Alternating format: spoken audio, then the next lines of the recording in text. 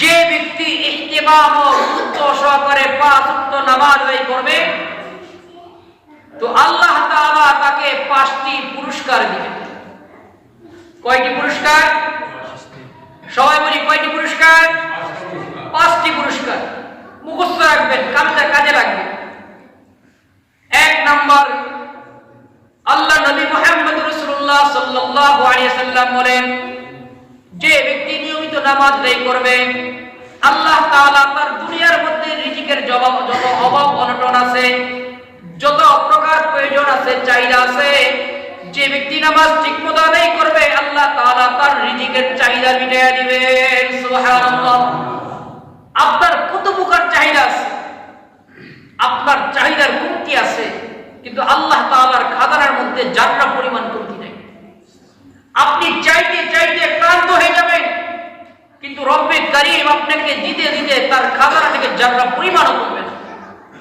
তো আল্লাহ বলেন, তুমি নিয়মিত নামাজ আদায় করবা, তোমার যত প্রকার চাহিদা আছে আমি আল্লাহ মিটিয়ে দিব। এটা আল্লাহ পাকের ওয়াদা বান্দার সাথে। 2 নাম্বার, মুল্লা আলী কারি রাহমাতুল্লাহি আলাইহি বলেন, যে ব্যক্তি ইহতিমাম ও গুরুত্ব সহকারে নামাজ আদায় করবে আল্লাহ তাআলা তার কবরে আযাব মাফ করে দিবেন, কবরে গাড়ি আল্লাহ তাআলা তার জন্য আসান করে দিবেন। 3 নাম্বার, মুল্লা আলী কারি রাহমাতুল্লাহি আলাইহি বলেন, কবরের পর হইতেছে বান্দা যখন হাসরের মাঠ কায়েম হবে ওই সময় প্রত্যেকটা বান্দার আমলনামা আল্লাহ তাআলা বান্দার কাছ থেকে হিসাব নেবেন। আমার আপনার সাথে প্রত্যেকটা বান্দার সাথে 2 জন ফেরেশতা নিযুক্ত আছে, কিরামান কাতিবিন। একজনের কাজ হইতেছে নেক আমল লেখা, আরেকজনের কাজ হইতেছে বদ আমল লেখা। এই যে লিখতে লিখতে আমার আপনার কর্মের যে খাতা লেখছে আল্লাহ তাআলা ওই হাসরের মাঠে আমাকে আপনাকে ওই খাতা দিয়ে বলবেন, ইকরা কিতাবাকা কাফা বিনাফসিকাল ইয়াওমা আলাইকা হাসিবা। বান্দা, তোমার আমলনামা যে খাতা দিছি তুমি আমাকে পড়ে শোনাও। বলবেন, আল্লাহ আমি তো আরবি পড়তে পারি না, দুনিয়ার মধ্যে আমি লেখাপড়া করি নাই। আল্লাহ তাআলা ওই ইলম সবাইকে দিয়ে দিবেন যে খাতা দেখার সাথে সাথে পড়ার মতো যোগ্যতা থাকবে। তো আল্লাহ বলবেন, বান্দা তুমি পড়া শুরু করো। কি পড়বা? তুমি তোমার আমলনামা আমাকে পড়ে শোনাও, কি করছো। প্রত্যেকটা সেকেন্ডের কথা আল্লাহকে বলতে হবে যে আল্লাহ অমুক টাইমে আমি এই কাজ করছি, এই কাজ করছি, এই কাজ করছি, এই কাজ করছি। আমি আপনি ওই খাতা যখন দেখব একটা চিৎকার দিয়ে বলবো, মালি হাযাল কিতাব লা ইউগাদিরু সগীরাতান ওয়ালা কাবীরাতান ইল্লা আহসাহা। ও আল্লাহ, তুমি এটা আমাকে কেমন কিতাব দিলা, আমার আমলনামার মধ্যে যাত্রা থেকে যাত্রা পরিমাণ কোনো গুনাহ বাদ যায় নাই। ওই যে গভীর রাতে একটা অপরাধ করছিলাম, দুনিয়ার কেউ দেখে নাই, কেউ জানে না, কিন্তু আল্লাহ ওই গুনাহটা ওই খাতার মধ্যে দেখা যায়। দুনিয়ার মধ্যে যাত্রা থেকে যাত্রা পরিমাণ নেক আমল করছিলাম, যেটাকে নেক মনে করি নাই, ওটাও বাদ যায় নাই। আল্লাহ যদি জানতাম আমার আমলনামার কিতাবটা এত কঠিন হবে, মারাত্মক হবে, আল্লাহ জিন্দেগীর মধ্যে কোনোদিনও গুনাহ করতাম না। ওই দিন যার আমলনামা নেকের পাল্লা ভারী হবে তো আল্লাহ তাআলা তার আমলগুলো ডান হাতে দিবেন। কোন হাতে দিবেন? সবাই বলে কোন হাতে? ডান হাতে। যাদের আমলনামা ডান হাতে আসবে আল্লাহ তারা দুনিয়ার সকল মানুষকে আনন্দের সাথে দেখাবে, এই যে দেখো আমি কামিয়াব, আমি সফল, আমার আমলনামা ডান হাতে চলে আসছে। মুল্লা আলী কারি রাহমাতুল্লাহি আলাইহি বলেন, আর যার আমলনামা ডান হাতে আসবে না এর বাম হাতটা পিছনে নিয়ে যাবে যাতে ফেরেশতারা না দেখে। কিন্তু মুল্লা আলী কারি রাহমাতুল্লাহি আলাইহি বলেন, যার বদ আমল বেশি হবে অটোমেটিক তার আমলনামা বাম হাতে চলে আসবে। বাম হাতে যারা আসবে তো তারাই ক্ষতিগ্রস্ত, তারাই জাহান্নামী। মুল্লা আলী কারি রাহমাতুল্লাহি আলাইহি বলেন, যে ব্যক্তি নামাজ ঠিকমতো আদায় করবে 3 নাম্বার যে পুরস্কার পুরস্কার আল্লাহ তাআলা হাসরের ময়দানে তার আমলনামা ডান হাতে দিবেন। আর ডান হাতে আসা মানে সে কামিয়াব, সফল, কামিয়াব, জান্নাতি। তাহলে এই হাদিস দ্বারা বোঝা যায় যারা নামাজ আদায় করবে ঠিক মতো, নামাজের হক আদায় করবে, তারাই কামিয়াব, তারাই নাজাত পাবে। 4 নম্বর, আমি আপনি সকলেই জানি জান্নাতে যাওয়ার আগে পুলসিরাত পার হইতে হবে। জান্নাতে যাওয়ার আগে পুলসিরাত পার হইতে হবে। এই পুলসিরাতটা কেমন হবে আমি আপনি সবাই কম বেশি জানি। চুলের চাইতেও চিকন হবে। বাঁশের মোটা বাঁশ দিয়ে পুল দিয়ে আমি আপনি, যদি হাতে ধরার মতো কিছু না থাকে, আমার আপনার ক্ষমতা নাই এই বাঁশ দিয়ে বেয়ে বেয়ে উপর চলে যাই। যদি বাঁশটা চিকন হয় আর যদি একটু লড়বড়া হয়, হাতে ধরার মতো কিছু থাকলেও আমার আপনার সমর্থ হয় না যে উপর যাওয়ার মতো সাহস। আর পুলসিরাতটা হবে চুলের চাইতেও চিকন রাস্তা, যেটা চোখেই ধরা পড়বে না, হীরার চাইতেও ধার। আল্লাহ তাআলা বলবেন একান দিয়ে হেঁটে তুমি তোমার গন্তব্যে চলে যাও। যদি জান্নাতি হই, নামাজি হই, ইমানদার হই, তাহলে এই পুলসিরাত বিজলির আকারে পাবে। আর যদি বদনসিব হয় তাহলে এই পুলের উপর দিয়ে এই ধারালো ছুরি দিয়ে কেটে নিচে জাহান্নামে পড়ে যায়। মুল্লা আলী করি রহমতুল্লাহ আলাইহি বলেন 4 নম্বর হইতেছে যারা নিয়মিত নামাজ আদায় করবে, গুরুত্ব সহকারে নামাজ আদায় করবে, তো এদেরকে আল্লাহ তাআলা বিদ্যুতের গতিতে, বৃষ্টির দিন যখন আকাশে বিদ্যুৎ চমকায় পরকে শেষ হয়ে যায়। মুল্লা আলী করি রহমাতুল্লাহ বলেন যারা ঠিকমতো নামাজ আদায় করবে তো এরা ওই বিদ্যুতের গতিতে পার হয়ে সোজা জান্নাতে চলে যাবে। সুবহানাল্লাহ। 5 নম্বর, বান্দা যখন জান্নাতের সামনে যাইবে, যায়া দেখবে আমার আপনার জান্নাত প্রত্যেকেই চিনবে, কারণ দরজার মধ্যে নাম লেখা আছে। ফেরেশতারা রাহাবারি করে জান্নাতের সামনে নিয়ে যাবে। কিন্তু যাওয়ার পরে কিছু মানুষ দেখবে তার জান্নাতের মধ্যে বিশাল তালা। এই তালার চাবি পাইবে কোথায়? খুঁজতে থাকবে। ফেরেশতারা বলবে তোমার জান্নাতের মালিক তুমি, চাবির খবর তুমি জানো, আমরা জানবো কি? আল্লাহ নবী মুহাম্মদ রাসূলুল্লাহ সাল্লাল্লাহু আলাইহি ওয়াসাল্লাম বলেন মিফতাহুল জান্নাতিস সালাহ, ও আমার উম্মত তোমার জান্নাতের চাবি হইতেছে নামাজ। তো মুল্লা আলী কারি রাহিমাহুল্লাহ বলেন যারা দুনিয়ার মধ্যে ঠিকমতো নামাজ আদায় করবে তাদের কাছে চাবি থাকবে, অটোমেটিক তালা খুলে জান্নাতে চলে যাবে। আর যারা নামাজ আদায় করবে না তো তারা চাবি পাইবে কোথায়? তারা চাবিও পাইবে না, আর জান্নাতে যাওয়াও তাদের জন্য সহজ হবে না। হ্যাঁ, একদিন না একদিন আল্লাহ জান্নাত দিবে যদি ইমানদার হয়। কেননা হাদিসের মধ্যে আসছে মান ক্বালা লা ইলাহা ইল্লাল্লাহু দাখালাল জান্নাহ, যে ব্যক্তি একবার বলবে কালিমা লা ইলাহা ইল্লাল্লাহ, ওই ব্যক্তি জান্নাতে প্রবেশ করবে। হাদিস সহিহ। কিন্তু কবে জান্নাতে যাইবে? তার কর্মের ফল ভোগ করে তারপরে জান্নাতে যাইবে। আর নামাজি সাথী সাথী জান্নাতে চলে যাইবে। তো এই কথা যদি আমি আপনি বুঝে থাকি, সবাই একটু উচ্চ আওয়াজে বলবেন, তাহলে আমাদের নামাজ পড়া দরকার আছে কিনা? যদি দরকার থাকে তাহলে আমার উচিত হইতেছে ঠিক মতো নামাজ নেই। আমি কিন্তু 5টা পুরস্কারের কথা বললাম। 1 নাম্বার, যে পুরস্কারটা দুনিয়ার সকল চাহিদা আল্লাহ মিটাই দিবে। এর চাইতে উত্তম কথা, এর চাইতে দামি কথা কি হইতে পারে আমার আপনার? দুনিয়ার মধ্যে এমন কোন রাজা বাদশাহ নেতা আছে কিনা যে আমাকে বলবে তুমি আমার পক্ষ হয়ে থাকো, তোমার সব চাহিদা আমি মিটাই দেব? কারো পক্ষে সম্ভব। কিন্তু আল্লাহ বলে তুমি নামাজকে আঁকড়ায় ধরো, তোমার চাহিদা আমি রব মিটাই দেব। তাহলে সূরাতুল আসরের প্রথম কথা নেক আমলের মধ্যে আমরা নামাজ বুঝলাম, নামাজি গুরুত্ব বুঝলাম।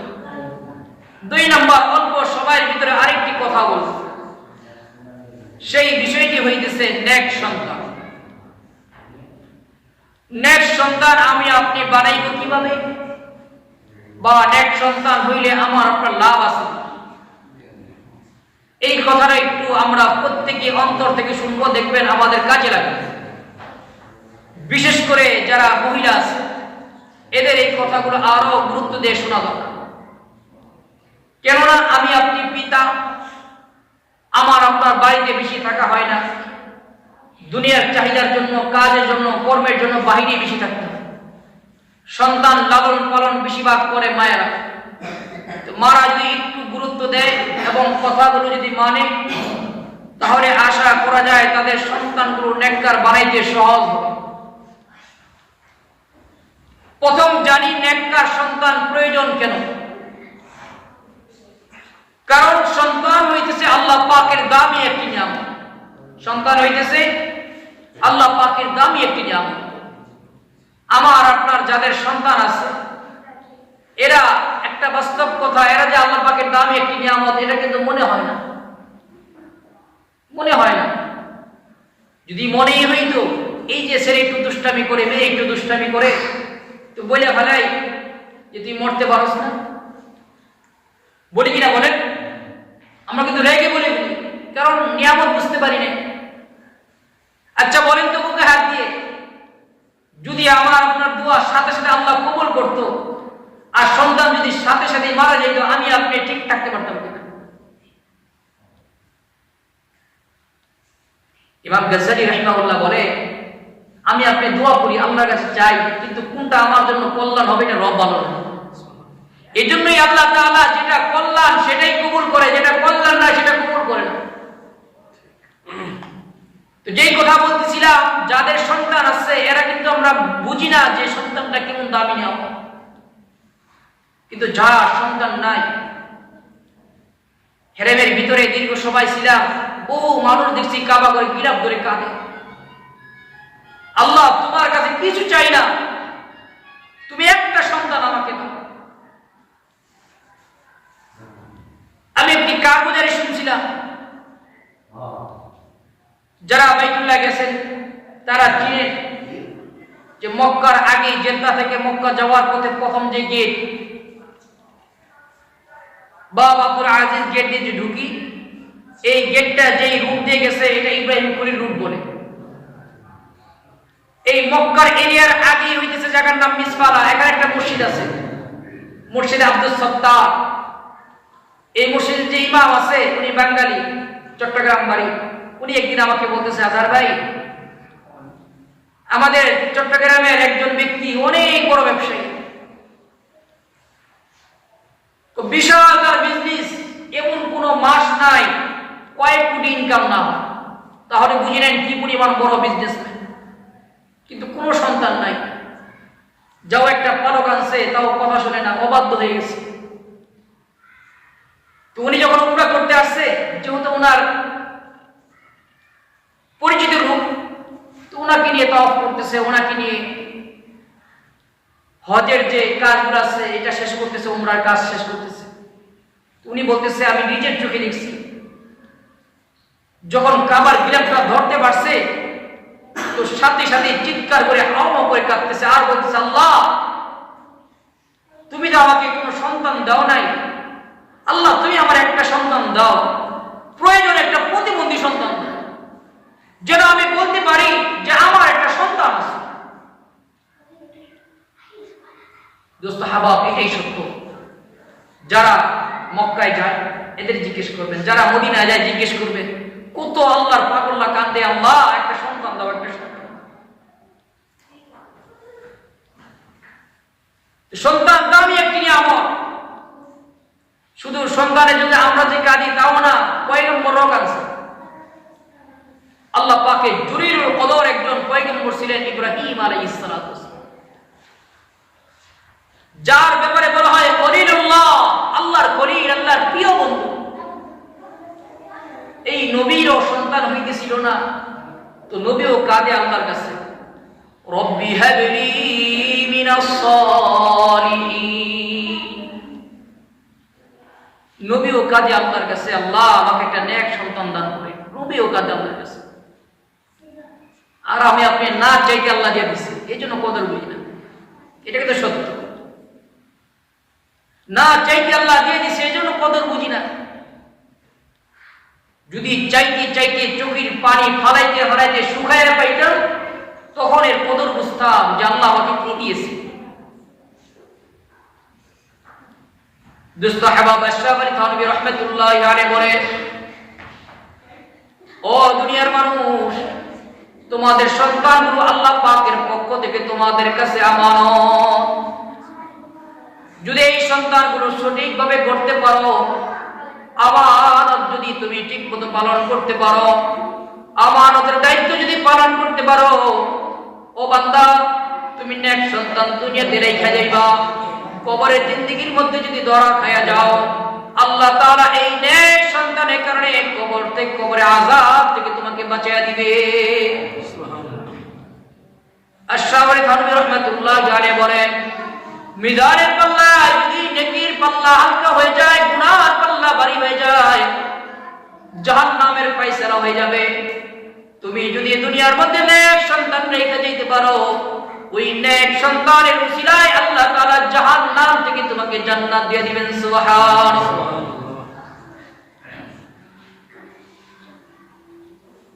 তাহলে সন্তান হইতেছে আল্লাহ পাকের পক্ষ থেকে আমার আপনার কাছে আমানত। এই আমানতদারিতা আমি আপনি পালন করব কিভাবে? আল্লাহ তাআলা এটাও আমাকে আপনাকে শিখিয়ে দিয়েছেন। আল্লাহ নবী মুহাম্মদ রাসূলুল্লাহ সাল্লাল্লাহু আলাইহি সাল্লাম শিখিয়ে দিয়েছেন। এক নাম্বার কাজ হইতেছে সন্তানের সুন্দর একটা নাম রাখা। কি করা বলে? সুন্দর একটা নাম রাখা। আমি আপনি সন্তানের নাম রাখছি, কয়টা লোক সন্তানের নামের অর্থ জানেন বলেন তো? নাম তো রাখছি, কিন্তু সন্তান তো এটা আমার আপনার কাছে পাওনা ছিল সুন্দর একটা নাম। আল্লাহ নবীর কাছে এক সাহাবী তার সন্তান নিয়ে আসছে, ওগো নবী, আমার সন্তানটা সবসময় অসুস্থ থাকে। নবী বলেন, তোমার সন্তানের নাম রাখছো কি? যেই নাম বলছে নামের অর্থই অসুস্থ ওয়ালা। অসুস্থ ওয়ালা। তো নবী বলে, তোমার সন্তান অসুস্থ থাকবে না তো কে থাকবে? তাহলে হাদিস দ্বারা বোঝা যায় সন্তানের নাম যদি সুন্দর হয় তাহলে তার উপরে একটা আসর প্রভাব পড়ে। সন্তানের নাম রাখছি খারাপ, অসুন্দর, এই অসুন্দরের প্রভাবটা তার উপরে পড়বে। এক নাম্বার সন্তানের সুন্দর একটা নাম রাখা। দুই নাম্বার সম্ভব হইলে আকিকা করে দেওয়া। তিন নাম্বার আমার আপনার যে কাজ, আমার আপনার সন্তানকে প্রথম শিক্ষা দিতে হবে আল্লাহর কোরআন। কি শিক্ষা দিতে হবে বলেন তো? আল্লাহর কোরআন।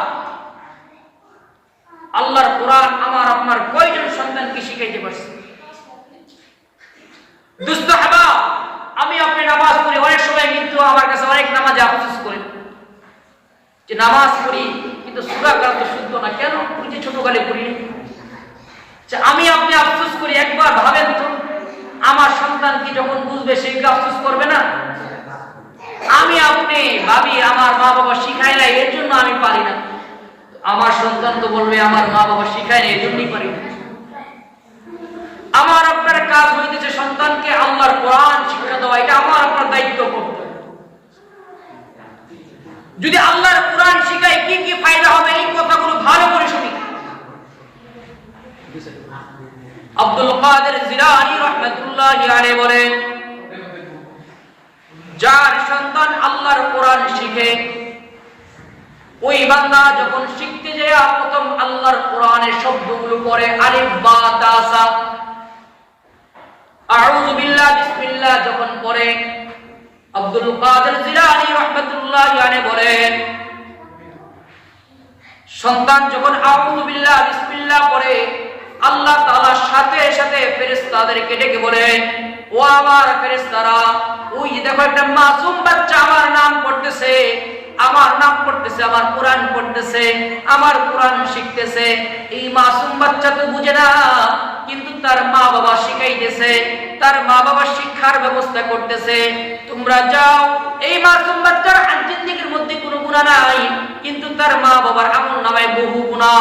বাচ্চা যেহেতু বাচ্চার আমলনামায় কোনো গুনাহ নাই, কিন্তু বাচ্চার মা বাবার আমল নামায় গুনাহ আছে, যাও তোমরা বাচ্চার মা বাবার আমলের গুনাহগুলোকে মুছে দাও। সুবহানাল্লাহ। আমার বাচ্চা পড়বে আল্লাহর কোরআন আর আল্লাহ তাআলা আমার আপনার গুনাহ মাফ করবে। এর চাইতে সহজ পদ্ধতি দুনিয়ার মধ্যে কি হইতে পারে? অথচ আমি আপনি আমার সন্তানদেরকে আল্লাহর কোরআন পড়াই। 2 নম্বর ফায়দা, যেই সন্তানের দিলের মধ্যে আল্লাহর কোরআন শিক্ষা দিবে, যেই সন্তান আল্লাহর কোরআন শিখবে, আল্লাহর কসম এই সন্তান কোনোদিনও আপনার সাথে বেয়াদবি করতে পারে না। বর্তমান যে বেয়াদবিগুলো হইতেছে, বর্তমান ডিজিটাল যুগ, ইন্টারনেটের যুগ, এক প্রান্ত থেকে আরেক প্রান্ত খবর মুহূর্তের মধ্যে পাওয়া যায়। অনলাইনে দেখেন কত শত শত পিতা বাবার কাছে লাঞ্ছিত, সন্তানের কাছে লাঞ্ছিত, বাবার সম্মান সন্তানের কাছে পর্যন্ত নিরাপদ না। শুধু সম্মান তো দূরের কথা, ইন্টারনেট খুলে দেখুন কত বাবা সন্তানের হাতে মার দিয়েছে। আপনি মনে করতেছেন বানায় বলতেছি, আপনি একটু গুগলে সার্চ করে দেখেন, মনে করেন না যে বাংলাদেশে এই ঘটনা নাই, বহু আছে। আমার আপনার এলাকার মধ্যে দেখবেন আশেপাশে আত্মীয় স্বজন বহুত আছে, সন্তান পিতা মাতার গায়ে পর্যন্ত হাত তুলে, কত বড় নাফর মানুষ। অথচ কোরআন কারীমের মধ্যে আল্লাহ বলেন, খবরদার কখনোই তুমি তোমার মা বাবার সাথে উচ্চ আওয়াজে কথা বলবা না। বেয়াদবি তো দূরের কথা, আল্লাহ বলেন উচ্চ আওয়াজে কথা বলবা না। আমি যদি আমার সন্তানকে কোরআন শিখাইতাম আর সন্তান পড়তো, আল্লাহ আদেশ করেছেন খবরদার তুমি তুমি তুমি কখনোই তোমার মা বাবার সাথে উচ্চ আওয়াজে কথা বলবা না। আমার সন্তান আল্লাহর কোরআন পড়তো, জানতো, আমার সন্তান কোনোদিন আমার সাথে উচ্চ আওয়াজে কথা বলতো না। আমি আমার সন্তানকে শিখাই না, আমার ব্যর্থতা। এই জন্যই আজকে সন্তান আমার সাথে বেয়াদবি করে, আমার সাথে উচ্চ আওয়াজে কথা বলে। তাহলে 2 নম্বর ফায়দা হইতেছে কি, যদি আমি আমার সন্তানকে কোরআন শিখাইতে পারি, আমার সন্তান আমার সাথে সুন্দর আচরণ করবে। আরো সহজ করে দিই, আমাদের মতো যারা মৌলবী আছে, আমরা তো মনে করি যাদের সন্তান মাদ্রাসা পড়াইছে, কোরআন পড়াইছে, হাদিস পড়াইছে, এরা বহুত বড় লস করে আনছে। আচ্ছা আপনি বলেন তো, আপনি কয়টা খবর পাইছেন ওই মৌলবী তার পিতা মাতাকে পিটাইছে, ওই মৌলবী তার মা বাবাকে বেজ্জতি করছে, অপমানিত করছে, লাঞ্ছিত করছে? কয়টা খবর পাইছেন বলেন? হঠাৎ হয়তো 2-1টা খবর পাইতে পারেন, খুঁজে পাইতে পারেন, কিন্তু অধিকাংশই দেখা যাবে যারা আল্লাহর কোরআন পড়ছে তারা কখনই মা বাবার সাথে বেয়াদবি করে, সুন্দর আচরণ করে। একজন ইমামের বেতন কত বলেন? এমন বহু মসজিদে এখনো আছে 4,000-5,000 টাকা বেতন। অথচ যায় দেখেন ওই ইমামও তার মা বাবাকে নিয়ে সুন্দরভাবে সংসার চালাইতেছে। আর আমার আপনার সন্তান মাসে 50,000 টাকা ইনকাম করে, তারপরও মা বাবার সাথে খাওয়ার মতো নাকি তার অবস্থা নেই। এটাই কিন্তু বাস্তব, এটাই সত্য। কারণ সন্তানের মধ্যে দিন নাই, আল্লাহর কোরআন নাই, এই জন্য সন্তান জানে না পিতা মাতা কি পরিমাণ দামি নিয়াম। তাহলে 2 নম্বর হইতেছে, আমি যদি সন্তানকে আল্লাহর কোরআন শিখাই, তাহলে আমার সন্তান আমার সাথে সুন্দর আচরণ করবে। 3 নম্বর ফায়দা হইতেছে, দুস্থ হাবাব, একদিন আমি দুনিয়াতে থাকবো না, আপনিও থাকবেন না, প্রত্যেকে আমরা জানি। আমি যখন কবরে যাইব, আমার সন্তানকে যদি আল্লাহর কোরআন শিক্ষা দেই, আমার সন্তান যখন নামাজে দাঁড়াইবে, আমার সন্তান যখন নামাজে পড়ে হাত উঠাইবে, আমার সন্তান কিন্তু তখনই মা বাবার কথা মনে করবে আর চোখের পানি ছেড়ে বলবে, রব্বিরহামহুমা কামা রাব্বায়ানি সগীরা। মুফাসসির কেরাম বলেন, যেই সন্তান পিতা মাতার জন্য দোয়া করবে, চোখের পানি নাকের আগায় আসার আগে আল্লাহ তাআলা জাল্লা শানুহু তার পিতা মাতার কবরে আযাবকে আল্লাহ মাফ করে দিবেন। সুবহানাল্লাহ। এর চাইতে দামি, এর চাইতে উত্তম আর কি হইতে পারে আপনার জন্য বলেন? জীবনে আপনি কত সম্পদ কামাইছেন, কত বাড়ি করছেন, কত বাড়ি গাড়ি করছেন, তো আল্লাহর কসম এগুলো আপনার জান্নাত পরিমাণ কোনো কাজে লাগবে না, কোনো কাজে লাগবে না।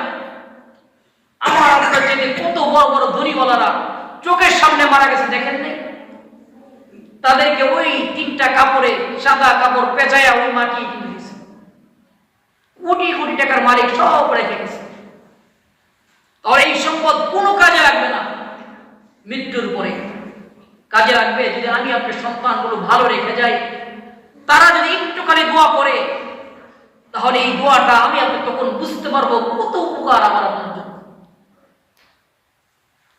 আব্দুল কাদের জিলানী রাহমাতুল্লাহি আলাইহি বলেন, কোন পিতা মাতার কবরের পাশে দাঁড়িয়ে যদি সন্তান দাঁড়ায়া বড় বড় কোন সূরা পড়তে পারে না, কোরআনে কারীম দেখেও পড়তে পারে না, কিন্তু সূরা ফাতিহা জানে, সূরা ইখলাস জানে, সূরা ফালাক জানে, সূরা নাস জানে, ছোট ছোট সূরাগুলো জানে। কেন জানে? ওই যে নামাজি নামাজ পড়ার জন্য লাগে, এজন্য জানে। কোন সন্তান যদি পিতামাতার কবরের পাশে গিয়ে যদি সূরা তেলাওয়াত করে, রব্বে কারীম সাথে সাথে ফেরেশতাদেরকে আদেশ করে, ও ফেরেশতারা, আমার এই বান্দার কবরের মধ্যে কোনো আযাব দেওয়া যাবে না, কারণ ওই যে দেখো না তার সন্তান দ্বারা আল্লাহ কোরআন, আমার কোরআন তেলাওয়াত করতেছে। সুবহানাল্লাহ। তাহলে পরকালের নাজাতের জন্য মাধ্যম হইতেছে সন্তান। নাজাতের মাধ্যম হইতেছে কি? সন্তান যদি নেককার হয়। আরো সহজ করে বুঝাই, ধরেন আপনি আমাকে মহাব্বত করেন, অনেক ভালোবাসেন, আপনি মারা গেছেন, আমি আপনার জন্য মহাব্বতের কারণে দোয়া করব। যেহেতু সম্পর্ক ছিল, মহাব্বত ছিল, দোয়া করব। কিন্তু আমার দোয়ার ভিতরে আপনার জন্য যে মহাব্বতটা থাকবে সামান্য পরিমাণ, কিঞ্চিত পরিমাণ। কিন্তু আপনার সন্তান যদি আপনার জন্য দোয়া করে, সাথে সাথেই সন্তানের চোখের মধ্যে পানি চলে আসবে, দিলের মধ্যে কেঁপে উঠবে, হায় হায়, আমার বাবা আমাকে কত মহব্বত করতো, কত ভালোবাসতো, আমার জন্য কত কষ্ট করেছে আমার বাবা, আমার মা কত কষ্ট করছে। সাথে সাথে দিলের মধ্যে একটা চাপ লাগবে, কষ্ট লাগবে। ওই যে কষ্ট নিয়ে বলবে, আল্লাহ আমার বাবারে মাফ করে দাও, আমার মারে মাফ করে দাও। এই দোয়াটাই আল্লাহ তাআলা সাথে সাথে কবুল করেন। সন্তান যখন পিতা মাতার জন্য দোয়া করে, এই দোয়ার মধ্যে কোনো পর্দা থাকে না। আমি মৌলবী যখন আপনার জন্য দোয়া করবো, বহু পর্দা আছে, দোয়া কবুল হবে কিনা সন্দেহ আছে। কিন্তু আপনার সন্তান আপনার জন্য দোয়া করবে, এই দোয়া যে কবুল হবে এটা 100%, এর মধ্যে কোনো সন্দেহ নাই। সন্তানের জন্য পিতা মাতা দোয়া করবে, এই দোয়ার মধ্যে পর্দা নাই। সন্তান পিতা মাতার জন্য দোয়া করবে, এই দোয়ার মধ্যে কোনো পর্দা নাই। পিতা মাতা সন্তানের জন্য দোয়া করবে, আল্লাহ আমার সন্তানকে নেককার বানায় দাও, ভালো বানায় দাও, আমার সন্তানের ধন সম্পদ আরো বাড়ায় দাও, কামাই রুজিতে বরকত আরো বাড়ায় দাও। দোয়া করবে, আল্লাহ তাআলা এই দোয়ার মধ্যে কোনো পর্দা রাখবে না। মা বাবা সন্তানের জন্য যে দোয়া করবে এটার মধ্যে পর্দা নাই, আর সন্তান মা বাবার জন্য যে দোয়া করবে এটার মধ্যে কোনো পর্দা নেই। অথচ সহজ ব্যবস্থাটা আমি আপনি কঠিন মানে বলেছি।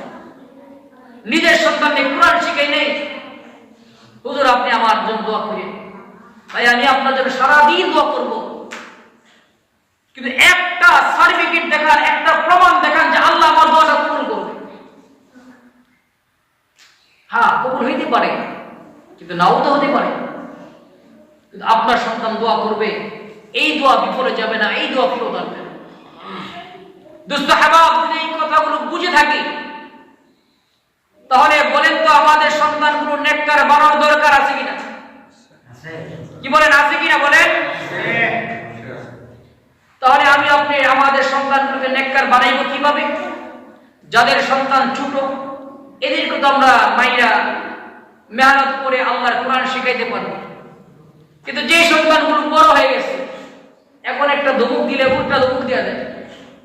কি বলেন, এরকম সন্তান আমাদের সমাজে নাই কি? আমাদের সমাজের সব সন্তান কি ফেরেশতা নাকি? এমন বহু সন্তান আছে, বাবা ধমক দিলে উল্টা ধমক দিয়ে দিবে। তো আমাদের জন্য করণীয় কি এখন? এই জন্য বড়রা বলেন, প্রথম করণীয় হইতেছে সন্তানকে বেশি বেশি তালিম দেওয়া।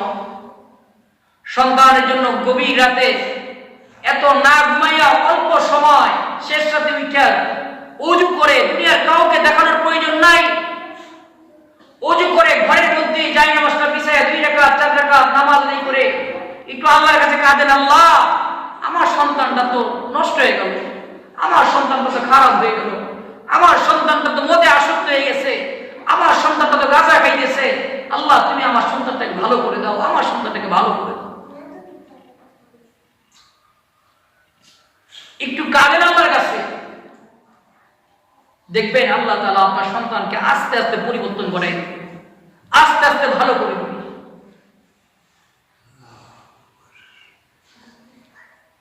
কিন্তু আমি আপনার সন্তানের জন্য কাঁদি না, আল্লাহর কাছে দোয়াই করি না, ওই চাচার কাছে যাই, মামুর কাছে যাই, আমার সন্তানটা ভালো করে যাই। আমি আমার সন্তানকে ভালো করতে পারি না, আমার সন্তানের চাচা আর মামু কেমনে ভালো করবো বলে? যার বাপ আমি পারি না আমার সন্তানকে ভালো করতে। সন্তান বাপেরই মানে না, সেখানে চাচার ভালো মানবে না। যাদের সন্তানগুলো নষ্ট হয়ে গেছে, এরা আমরা একটু আল্লাহর কাছে বেশি বেশি কাঁদবো, আল্লাহ আমার সন্তানটা নষ্ট হয়ে গেছে, আমার সন্তানটা খারাপ হয়ে গেছে, আল্লাহ তুমি আমার সন্তানটাকে ভালো করে দাও, আমার সন্তানের দিলটাকে পরিবর্তন করে দাও। আল্লাহর কাছে যদি কান্নাকাটি করতে পারি, দেখবেন কান্নাকাটি করতে করতে এক সময় আল্লাহ আমার দোয়া কবুল করবে, আর আল্লাহ তাআলা আমার আপনার সন্তানকে আল্লাহ তাআলা নেককার বানায় দেবে। যদি নেককার হয়ে যায়, দুনিয়া তো ফায়দা, আখিরাত তো ফায়দা। দুনিয়াতে কি ফায়দা? ওই যে বললাম, সন্তান কখনই মা বাবার সাথে বেয়াদবি করবে না, আর বুড়া বয়সে সন্তান যদি পিতা মাতাকে সম্মান করে, এর চাইতে বড় সুখ আর তার জন্য কিছু নেই। আর সন্তান যদি খারাপ আচরণ করে, আপনি রাজপ্রাসাদে থাকার পরেও আপনি বুঝতে পারবেন কি পরিমাণ যন্ত্রণার ভিতরে আপনি আছেন। আল্লাহ তাআলা আমাদের সকলকে যে এই কথাগুলো বললাম, আমাকে সহ আমাদের সকলকে এই কথাগুলো মানা এবং আমল করার তৌফিক দান করুন। সকলেই বলি আমিন। ওয়া আখিরু দাওয়ানা আলহামদুলিল্লাহি রাব্বিল আলামিন।